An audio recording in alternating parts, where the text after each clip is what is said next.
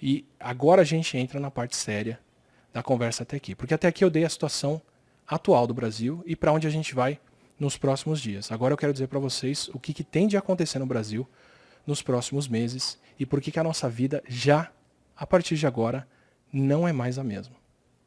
E o que vai mudar daqui para frente. Para isso, antes, eu queria fazer uma introdução para vocês. Eu vou tocar um trechinho de um vídeo de um podcast que eu participo, que é o Nerdcast. Para quem não me conhece, eu faço, entre outras coisas aqui na internet, participações em podcasts, como o Nerdcast, que é o maior podcast do Brasil. E a gente já conversa há muito tempo, fala de várias coisas. Eu já falei de vírus, de bactéria, de evolução, de uma série de coisas lá. E em 2016, a gente fez um episódio conversando sobre como seria um surto que poderia parar o mundo. O que seria o fim do mundo causado, não o fim do mundo, mas um pesadelo causado por uma doença, por uma pandemia. E eu conto do que seria o pior caso, que é uma gripe muito letal, que se espalha muito rápido, que seria um cenário muito pior do que o que a gente enfrenta hoje com o coronavírus. Mas eu quero que vocês ouçam onde eu chego com o coronavírus. Isso é 2016, esse episódio. Foi lá que a gente gravou isso. Então eu vou deixar esse trechinho do Nerdcast tocando para vocês, por 2 minutos aqui, para você ouvir o que a gente falou em 2016, para você ver se a gente estava ciente ou não do que poderia acontecer. Agradeço demais o pessoal do Nerdcast por ceder o áudio para eu passar aqui na live. Se você quiser ouvir o episódio inteiro, tá aqui nesse banner, é só seguir esse link para Nerdcast. É o episódio 528, está registrado, feito em agosto de 2016, falando sobre o que poderia ser uma pandemia. Eu vou pôr para vocês o áudio e vou dar um monte no meu microfone rapidinho.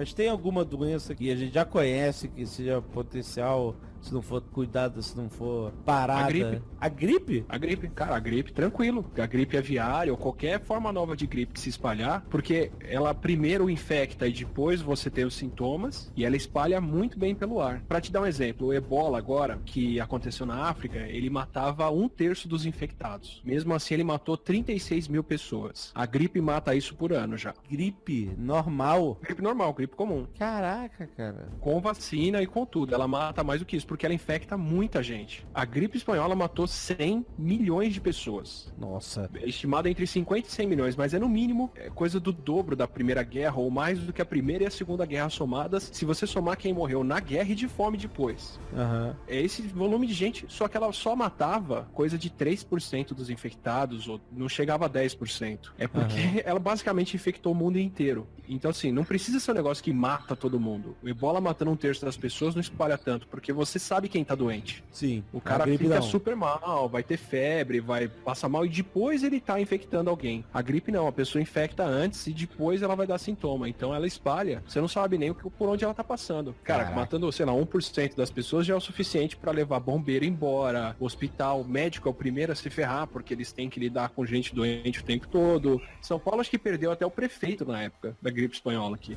Não, foi o presidente do Brasil. Foi presidente do Brasil, né? Sim. O presidente também perdeu, não tinha caixão. Pessoas ficavam na rua porque não tinha caixão pra enterrar tanta gente. E isso era mortalidade de alguns % só. Não precisa ser muito, não. Então você imagina que se ela tivesse continuado circulando por mais tempo, os danos que ela causaria à infraestrutura de todos os países. Cara, se você pegar uma coisa que espalha como a gripe e mata coisa de 10% dos infectados, acabou a infraestrutura. É, isso que é um problema. Você não precisa estar num apocalipse absurdo pra acabar a infraestrutura. Você só precisa lotar todos os hospitais. É como no Pandemic, você só precisa infectar antes de descobrirem a vacina.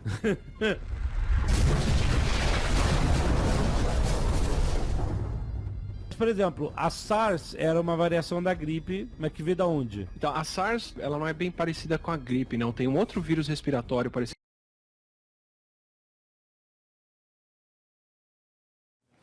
Esse foi o áudio que viralizou essa semana em WhatsApp, num monte de lugares. De novo, obrigado ao pessoal do Nerdcast que me cedeu esse pedaço para eu passar para vocês aqui. Esse áudio viralizou essa semana porque as pessoas estavam ouvindo a gente falando em 2016 sobre o coronavírus e fazendo esse tipo de previsão que um vírus que se espalhasse pelo ar, que contaminasse as pessoas e que matasse 3% da população, poderia ser um vírus que para um país. Pode parecer que eu estou prevendo o futuro ali, mas eu estava simplesmente repetindo o que já é o consenso na ciência e o que a gente conhece há muito tempo. Então,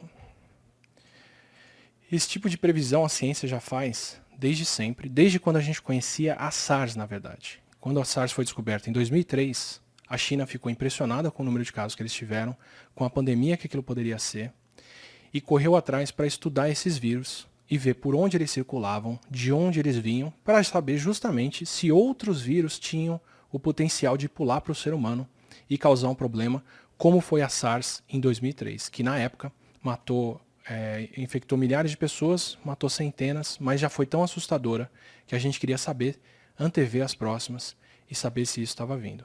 Cientistas servem para isso, a gente serve para ser consultado, para dar para as pessoas números que orientam políticas públicas, que fazem as pessoas decidirem o que é importante ou não.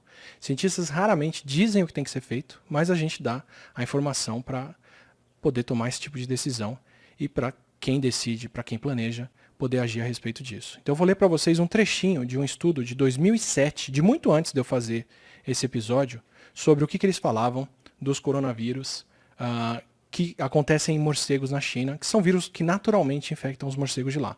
Todos esses estudos que eu estou falando estão na descrição do vídeo aqui embaixo, estão todos citados aqui, para você poder ir lá, seguir o meu link e conferir para você ver qual é o grau de confiança que a gente tem no que a gente fala quando a gente prevê uma epidemia ou uma pandemia. O artigo de 2007 conclui assim: coronavírus são muito bem conhecidos por se misturarem entre eles e têm o potencial de causar surtos. A presença de um reservatório de vírus como o vírus da SARS, a presença de reservatórios de vírus como o vírus da SARS em morcegos, junto com a cultura de se comer animais exóticos e se preparar a eles, é uma bomba relógio. A possibilidade da reemergência de SARS e outros vírus de animais precisa de preparação e não pode ser ignorada. Então eu vou dizer para vocês aqui, é um artigo de 2007, dizendo, olha, os morcegos que tem aqui têm vírus que são problemáticos. Preparar eles, usar a carne deles, misturar eles com outros animais, é uma bomba relógio que pode causar o surgimento de novos vírus. É por isso que a China tinha um programa de monitoramento na região, e é por isso que, relativo a outros países, a detecção deles aconteceu bem cedo da Covid-19. Okay? Mesmo se a gente assumir a linha do tempo de quando o médico chinês, que foi perseguido e foi calado, falou sobre o vírus, ele começou a falar que o interior da China e a região de Wuhan tinha casos de pneumonia que eram parecidos com a SARS no meio de dezembro. Então, mesmo se a gente levar em conta quando o primeiro médico falou que tinha alguma coisa parecida com SARS acontecendo lá e foi calado pelo governo, inclusive o prefeito da cidade de Wuhan, se eu não me engano, pediu desculpas por ter feito isso. Isso foi dezembro. A gente teve os casos em dezembro e em janeiro e o país parou. Pode parecer relapso, pode parecer que demora e pode ter uma série de críticas à maneira como isso foi feito. Mas a China parou o país 2 meses depois que esse surto começou. Aqui no Brasil, com o surto de Zika, a gente levou mais de 1 ano para reconhecer que Zika poderia infectar grávidas, poderia causar complicações nos fetos, nos bebês em desenvolvimento e depois causar microcefalia. E isso é normal em vários países. Porque se você não tem um monitoramento constante do que tem de vírus circulando e muito recurso de laboratório para fazer isso, tem uma demora entre os casos acontecerem e você tomar uma ação. 2 meses é um período curto demais. E só é possível em um país que está monitorando os casos e está disposto a agir rápido, como é o caso da China, como é o caso dos Estados Unidos e como é o caso de alguns países asiáticos e europeus. Porque eles já anteviam, por esse tipo de estudo, que isso podia acontecer. Tem outros estudos, eu coloco a referência aqui embaixo também, de 2015, de 2016, dizendo que os morcegos daquela região poderiam ter um coronavírus que, se saltasse para humanos, poderia causar problemas aqui. Isso tudo eu estou falando para te convencer de que a gente consegue entender uma situação e conceber como ela se desdobra. E aí a gente volta para a mistura entre resultados e políticas. O governo inglês, como eu falei lá no começo, resolveu que o país não iria fazer nada contra o coronavírus, iria deixar a doença acontecer e ver o que aconteceria com a população. Mas eles não fizeram isso do zero. Eles viraram para as pessoas e falaram, olha, estudem aí, projetem para a gente o que pode acontecer com o número de casos na Inglaterra, para a gente saber se esse tipo de tomada de decisão é boa ou é ruim. Então um grupo muito competente de pesquisadores pegou os dados da transmissão da Covid-19 na China, pegou os dados da transmissão da Covid-19 na Coreia do Sul, puxou os dados ingleses de número de pessoas, demografia, quantos anos cada um tem, quantas escolas tem, como as coisas se espalham em escola e por aí vai, para projetar o que aconteceria na China. Também projetaram o que aconteceria nos Estados Unidos, em termos de número de casos e transmissão. Então, infelizmente, eu não consigo dar para vocês uma simulação dessas para o que deve acontecer no Brasil. Eu vou ter que dar o que acontece na Inglaterra e o que acontece nos Estados Unidos. Vou dizer quais são os vieses de usar os números deles, mas eu acho que o Brasil é relativamente comparável com os Estados Unidos, porque eles têm 300 milhões de habitantes e a gente tem 200 milhões de habitantes. Então, se a Inglaterra é muito pouco populosa, perto do que é o Brasil, os Estados Unidos já é um país um pouco maior e a gente pode comparar um pouco o número de casos deles com o que pode acontecer no Brasil. Então, o que eu quero pintar para vocês é o cenário do que pode acontecer no Brasil num período próximo, dependendo do tipo de ação que o Brasil tiver para a contenção do vírus, agora que ele está aqui. E por que fica claro que quem está tomando decisões sabe desse estudo e sabe do que está acontecendo. Então, o que eles fizeram? Simularam, fizeram todos esses testes e foram ver quantas pessoas potencialmente podem ser infectadas com o coronavírus. E aí já está a grande diferença do coronavírus para a gripe. A gripe comum que circula, que todo mundo adora comparar com o coronavírus, ela não pode infectar todas as pessoas, porque grande parte das pessoas já tem pelo menos alguma imunidade à gripe. Então você pode pegá-la uma vez por ano, mas não mais do que isso. E tem muita gente que pegou a gripe no ano passado ou no ano anterior e está imune a ela agora e não pega ela. Então o potencial de pessoas infectadas com gripe é relativamente baixo todo ano. O potencial de pessoas que são infectáveis com o coronavírus é de 100% da população, porque ninguém pegou esse vírus até hoje. Quer dizer, agora, 80 mil pessoas na China pegaram esse vírus, mais 200 mil pessoas fora de lá pegaram ele, e, eventualmente, quem sair vivo dessa vai estar imune a ele e provavelmente não pega de novo. Tudo indica pelos experimentos. Experimentos em macacos mostram que eles ficam imunes, e as pessoas que a gente imagina que pegaram o vírus de novo, aparentemente, na verdade, só continuam com o vírus no corpo, escondido por um tempo, e depois ele se manifesta de novo. Tudo indica até aqui pra gente que as pessoas só pegam ele uma vez. Mas, potencialmente, todas as pessoas podem pegar ele. Esse estudo que foi fazer a simulação do que aconteceria na Inglaterra e nos Estados Unidos concluiu que 80% dos ingleses ou dos americanos poderiam pegar o coronavírus. 80% do país, se eles não fizerem nada para conter o vírus. Então, se a Inglaterra seguisse com a estratégia que eles estavam esperando, que era não fazer nada e deixar as pessoas ficarem imunes, eles teriam 80% do país com o coronavírus. E aí, de repente, aquela mortalidade de 3%, 2%, que parece pequena, fica gigante. Eles ainda assumiram uma letalidade mais baixa do coronavírus do que a gente está vendo no resto do mundo, corrigindo para fatores como, de repente, a gente não sabe todo mundo que se infecta, o sistema de saúde americano e inglês é de qualidade, as pessoas têm acesso a UTI, maca, pessoal para cuidar e uma série de outras coisas. Então eles ainda assumiram uma letalidade do coronavírus menor do que 1% e fizeram as contas. Bom, se 80% da população pegar, o que aconteceria com os Estados Unidos se os Estados Unidos não fizessem nada? Se os Estados Unidos não fizessem nada por essa simulação, isso aqui aconteceria. Eu vou colocar para vocês um gráfico aqui. Esse é o gráfico de demanda de leitos hospitalares por leitos disponíveis. Lembra quando a gente fala de achatar a curva? Que a ideia é diminuir o número total de casos ou atrasar os casos para ter tempo do sistema de saúde dar conta de atender todas as pessoas, dar conta de tratar e receber todo mundo? Isso daqui é uma simulação de o quanto a gente consegue achatar o gráfico e qual é a real proporção de leitos que a gente tem para atender a população. No vídeo em que eu falo de que a gente devia ter um afastamento social para reduzir o número de casos, para atrasar os casos, para dar tempo de todo mundo ser atendido por médicos, eu estava assumindo que o pico de pessoas infectadas pelo coronavírus era próximo do número de leitos disponíveis. Essa é a distribuição real do número de leitos para essa aqui, ó, essa linha vermelha aqui, ó, é a proporção do número de leitos para americanos e ingleses. E isso aqui é a curva epidemiológica. Isso aqui é o quanto a gente espera que a curva passe do número de leitos nesses países. Em preto, a linha preta, é o que aconteceria se a Inglaterra ou os Estados Unidos não fizessem nada para barrar a população. O que eles esperam é que o número de casos chegasse a 80% da população em meses entre abril, maio, junho, julho e agosto. E tivesse essa demanda por leitos hospitalares. Vocês estão vendo a linha vermelha ali embaixo. A linha vermelha é o número de leitos disponíveis. A linha preta é o número de pessoas precisando de leitos hospitalares. São pelo menos 50 vezes mais pessoas precisando de leitos hospitalares do que leitos disponíveis.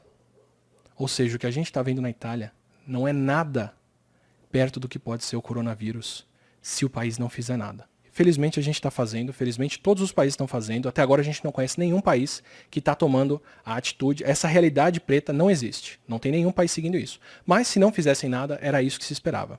E o que acontece nesse cenário onde não se faz nada? São 81% dos americanos contaminados, quase 1% deles morrem em 5 meses, o que dá 2,2 milhões de americanos mortos entre abril e agosto por coronavírus, se o país não fizer nada. Foi isso que eles calcularam. Tá? O cálculo para a Inglaterra, que é menor, é de 500 mil de ingleses mortos. Isso foi o que fez o primeiro-ministro inglês parar e desistir da ideia de não fazer nada. Porque se ele não fizesse nada, ele teria 500 mil de mortos entre abril e agosto. O Brasil está um pouco atrás disso, a gente deve ter esses casos acontecendo um pouco mais para frente. Mas se a gente extrapolar isso para o Brasil, se o Brasil não fizer nada, se as empresas continuassem funcionando em todos os lugares, se a gente não tivesse decretado estado de emergência, se todo mundo tivesse seguido a vida normal, como alguns estão pregando, seguindo essa projeção aqui, só pela Covid, o Brasil teria 1,4 milhão de mortos até o fim de agosto. E só pela Covid. Essas pessoas que estão precisando de leito vão ocupar os leitos do hospital. E aí quem não tem leito vai ter que ficar em casa. Não vai ter acesso a respirador, não vai ter acesso a oxigênio, porque o coronavírus destrói o sistema respiratório e a pessoa precisa de alguma coisa para ajudar ela a respirar. Então ele faz as duas coisas. Ele destrói a pele do pulmão, que faz a respiração, e ele enche o pulmão de água e depois de sangue, e a pessoa não consegue respirar. Por isso que a gente precisa ou de oxigênio no nariz, ou de aparelho respiratório, que é a UTI, ou de membrana para troca de oxigênio, que é raríssima e só está disponível em poucos leitos em qualquer país. Com tantas pessoas precisando de atendimento, o grosso delas vai para casa e não vai ter acesso a respiradores, não vai ter acesso a nada. O que acontece com o Covid aí é que a letalidade dele dobra. Então eu só vou ser muito claro com vocês.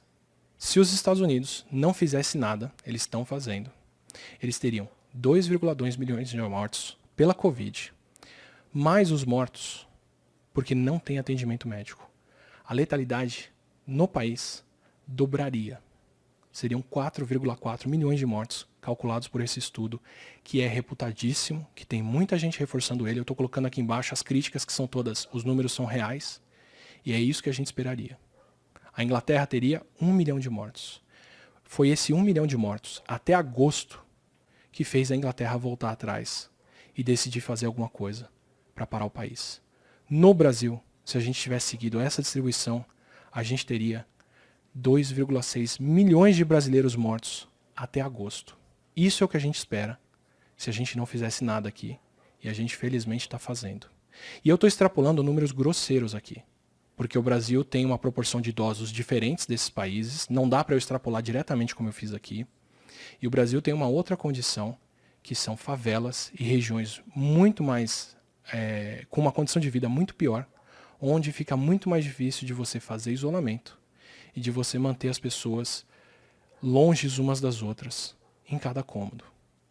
Então, esses números não são diretamente proporcionais. Esse tipo de simulação para o Brasil daria resultados diferentes desse valor que eu estou dando para vocês. de 2,6 milhões de pessoas mortas até agosto se a gente não fizesse nada, mas provavelmente seria um número maior, dada a condição de vida e o espaço que muita gente tem aqui se você comparar a casa de um americano com a casa de um brasileiro médio. Felizmente, a gente fez alguma coisa. Nos cenários, para se fazer alguma coisa, eles simularam várias situações para a Inglaterra e para os Estados Unidos. Eles simularam várias medidas.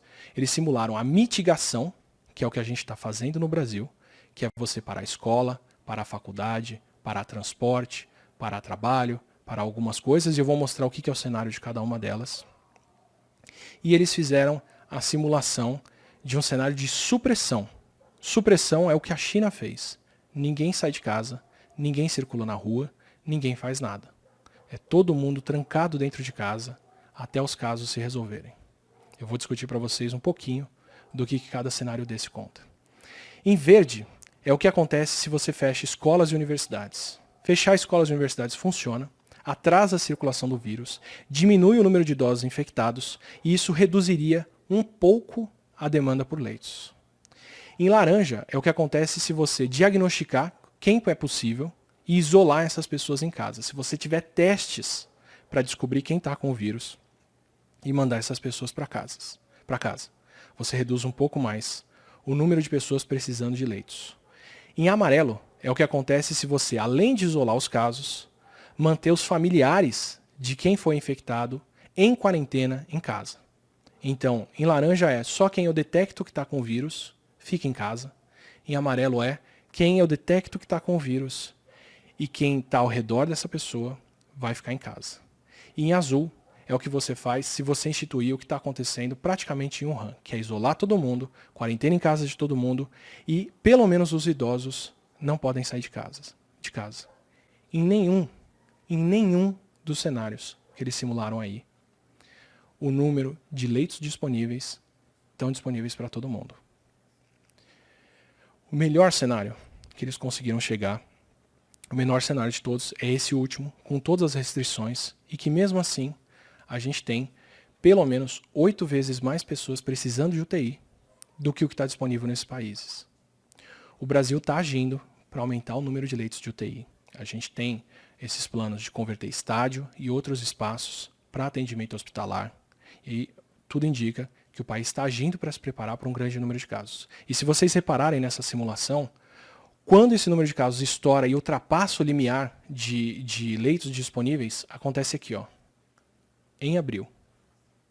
Como disse o pronunciamento do ministro de hoje, em abril, o sistema de saúde do país entra em colapso.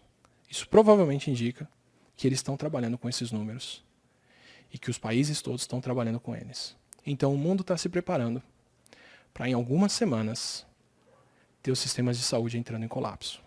E a gente tem 2 caminhos daí para frente. A gente tem o caminho da mitigação, porque felizmente não fazer nada está fora de questão e todos os países estão se movendo. E a gente tem o cenário da supressão. O cenário da mitigação, se as medidas forem parciais, ainda tem transmissão e eu vou dar para vocês os números. Um cenário de mitigação dos Estados Unidos diz... Não, eu vou dar um número direto para o Brasil. Um cenário desse de mitigação em que a gente não suprime as pessoas, não mantém elas em casa e deixa mais do que o básico funcionando, a gente ainda tem leitos faltando, a gente ainda tem a mortalidade da Covid dobrando, porque as pessoas não vão ter respirador. E a gente teria, ignorando que a proporção de idosos do Brasil é diferente e que as condições sociais aqui podem ser piores, pelo menos 1 milhão de mortos até o fim de agosto. Então esse é o cenário que a gente tem pela frente. Se a gente instituir, segundo esse estudo, deixo a referência aqui embaixo, fiquem à vontade para a lei destrinchar, como eu disse, isso está orientando a política internacional, isso está orientando a política inglesa, isso está orientando a política de reação americana, isso está orientando todo mundo. A gente tem 2 cenários. Se o Brasil só adotar medidas de mitigação, em que a gente restringe a circulação em alguns lugares, fecha algumas coisas, mas não adota um cenário completo, o que a gente vê pela frente aqui é 1 milhão de pessoas mortas, ou mais, até o final de agosto. É isso que a gente pode esperar. E a minha câmera desligou no pior cenário, na pior hora possível. Mas eu já vou ligá-la para vocês.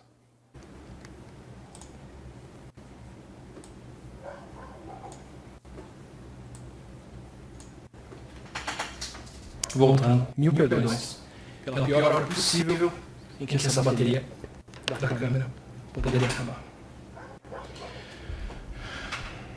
Então, o que a gente espera daqui para frente?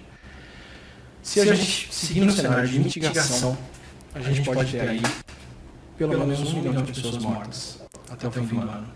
Se a gente seguir pelo cenário de supressão, a gente tende a ter alguns milhares de mortes, mas a gente consegue manter o sistema de saúde funcionando e as pessoas sendo atendidas. E as pessoas tendo uma vida digna, apesar de estarem completamente restritas em casa. Esse é o cenário que a China passou e é o cenário que os países europeus estão tentando implementar. Então daqui para frente, depois de ver o resultado desse estudo, e é por isso que eu estou falando com vocês aqui, eu encaro essa questão de duas formas. A gente tem dois caminhos aqui. O terceiro, que era não fazer nada, felizmente está fora de questão e todos os países estão evitando ele. Mas a gente tem um cenário de mitigação, em que a vida muda um pouco, em que a circulação continua restrita e as coisas não acontecem, e a gente tem 1 milhão de mortes. Ou a gente tem um cenário de supressão completa, onde todo mundo fica em casa, ninguém pode circular, e a gente evita 1 milhão de mortes.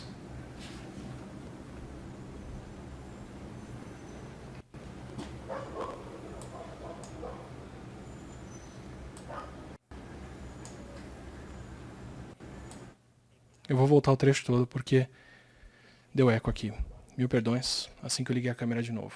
Depois, se vocês quiserem, a gente pica esse vídeo e faz vários pedaços. Era a pior live que eu podia ter, problemas técnicos desses, mas pelo menos está me mantendo falando com vocês de cabeça fria. A gente tem esses dois cenários pela frente aqui. A gente tem um cenário em que a gente tem a vida semi-restrita e tem esse número de mortos, possivelmente mais. Ou a gente tem um cenário em que a gente tem a vida completamente restrita e alguns milhares de mortos. Então, quando você vê uma discussão daqui para frente de se tal comércio deveria fechar, se tal serviço não essencial deveria fechar, se as pessoas podem ou não estar circulando ou trabalhando, ou se devia ainda ter aglomeração na rua, ou se espaços confinados deveriam ter tanta gente, entenda que essa é uma discussão entre teremos 1 milhão de mortos ou teremos alguns milhares de mortos. Porque esse cenário já está aí. Tá? Por qualquer previsão dessas, o que deve acontecer daqui para frente é que a gente entra nisso em 1 semana e meia, 10 dias daqui para frente, 2 semanas no máximo. Então, o grande motivo dessa live, o grande aviso que eu queria dar para vocês é que saibam que a vida de vocês já mudou. A nossa vida já mudou. Não tem mais retorno. O coronavírus está aqui, ele se espalhou para o mundo inteiro, ele vai infectar muita gente e ele vai infectar mais gente ainda se a gente não fizer nada. Agora a gente escolhe qual é o destino que a gente quer. Se a gente quer alguns milhares de pessoas ou se a gente quer mais de 1 milhão de pessoas morrendo. Mais de 1 milhão de pessoas morrendo é a gente ter um número próximo, absoluto, do tanto de pessoas que morreram com a gripe espanhola em 1918. É a gente voltar 1 século no que é a mortalidade do coronavírus. É a gente voltar 1 século no que a humanidade avançou e o que a gente consegue fazer. Tá? Não é um cenário que eu gostaria. O que a gente viu na Itália são os corpos sendo transportados para serem cremados em outro lugar. Se a gente chegar nesse número de casos aqui, a gente não tem para onde transportar esses corpos. Eles vão se empilhar, como aconteceu na gripe espanhola de 1918. O Covid mata proporcionalmente menos pessoas hoje, bem menos, mas se ele infecta todo mundo do país, e o país é mais populoso hoje, em números totais, ele pode matar o mesmo número de pessoas daqui para frente. É isso que está em jogo e é por isso que a gente tem que agir daqui para frente para fazer o possível para suprimir o vírus. Não circule, não saia de casa. Não dê chance para isso se espalhar.